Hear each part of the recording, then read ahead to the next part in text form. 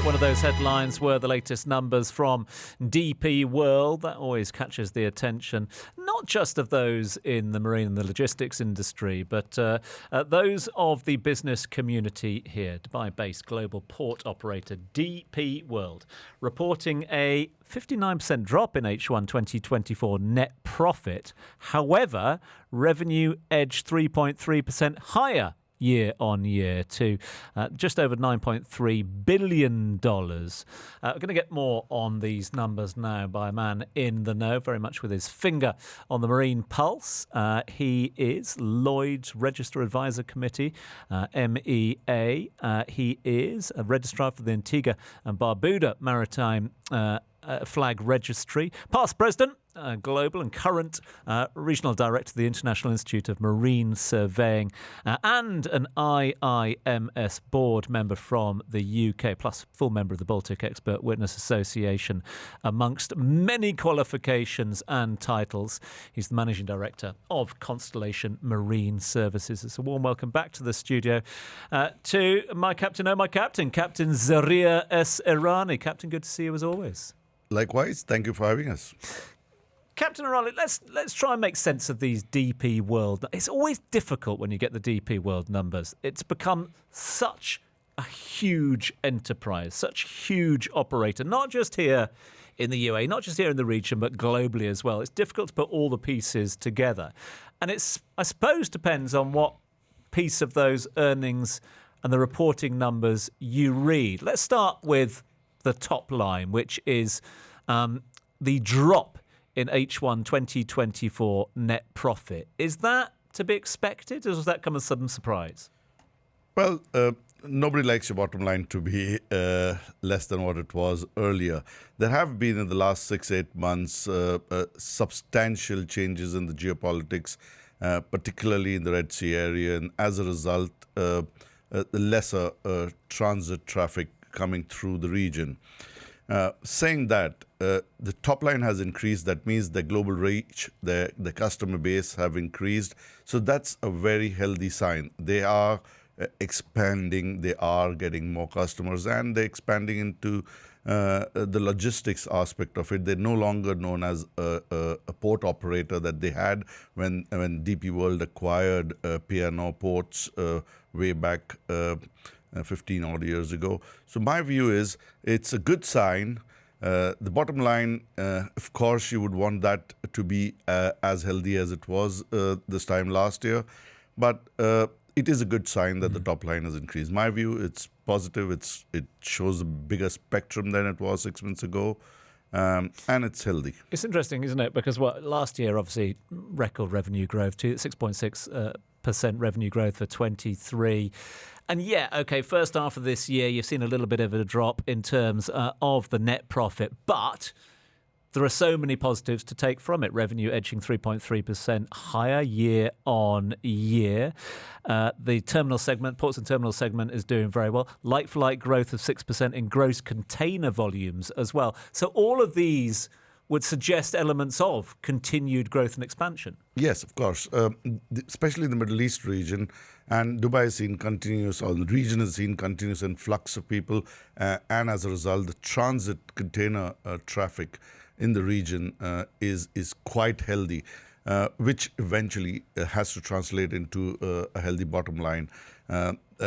The top line being what it is, they've committed for a $2 billion investment for this year, of which they've spent $990 million. So they'll continue to spend the remaining, in my view, which is what is budgeted for. So again, it's a healthy expense with expansionism in mind.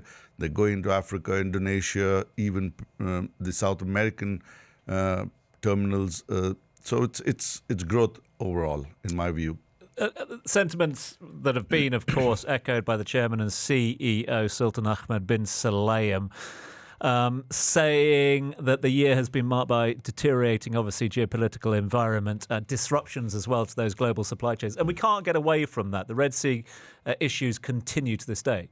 Yes, in the near future, we don't see a solution. So Really? Looking at the next half of this year, we will continue to see some of the bad news continue what we had in the earlier part of the year because there doesn't seem to be a solution. At least nobody knows of it, if there is one. So fingers crossed, we hope we find a way around the problem, but definitely there is more traffic going around the Cape, lesser transiting in the region, and in spite of that, the container through traffic in the region for our DP World is growing. So they're doing something right, and they're moving into large projects, into cargo owners who are now becoming their customers. So they're no longer a port operator. In my view, that's a very smart strategy for the future. And the medium to long term horizon looks extremely positive, as the CEO has reported. DP World now the fifth largest container port operator globally.